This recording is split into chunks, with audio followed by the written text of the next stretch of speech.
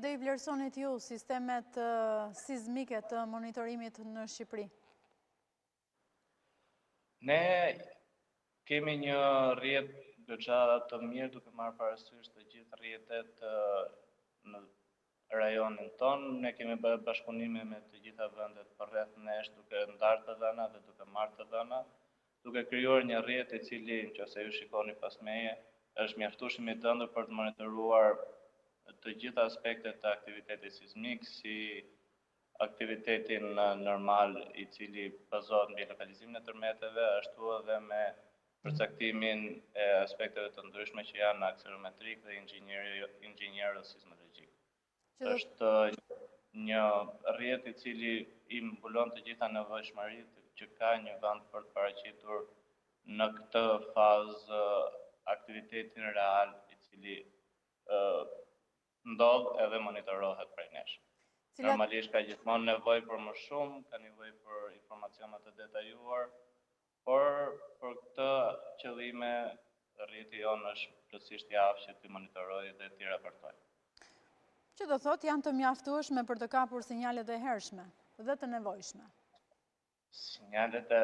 Ideja e sinjaleve të hershme bazohet me një teknologji e cila ka nevojë për një rrjet shumë të gjerë dhe ka nevojë për mbështetje dhe suport jo vetëm nga ana jonë, por edhe nga shumë faktorë të tjerë, të cilat mund të ndikojnë në atë që quhet early warning ose paralajmërim i hershëm.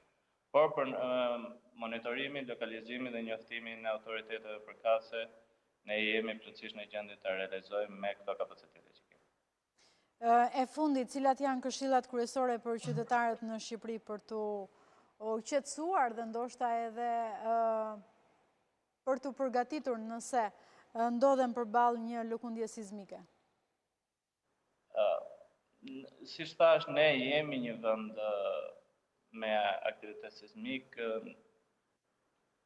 goxha të ndjeshëm dhe njerëzit kanë kaluar disa tërmete, popullsia ka ndjerë disa lloje tërmetesh me shkallët e tyre të ndryshme dhe pak a shumë e dinë se si duhet të përballohen. Gjëja kryesore që nuk duhet gjatë një tërmeti është paniku.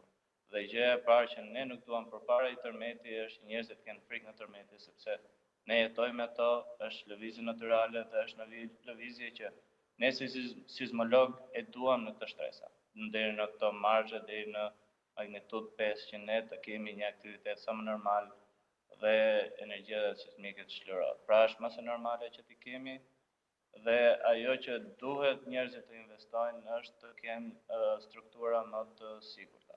Dhe për aq kohë sa ata janë të sigurt për strukturat që kanë, atëherë nuk ka asgjë për panik dhe nuk ka asgjë për të friksuar dhe për përjetuar në mënyra të pakënaqshme një ngjarje sismike, që është më së normale dhe më së natyrale. Unë të falenderoj shumë. Faleminderit juve.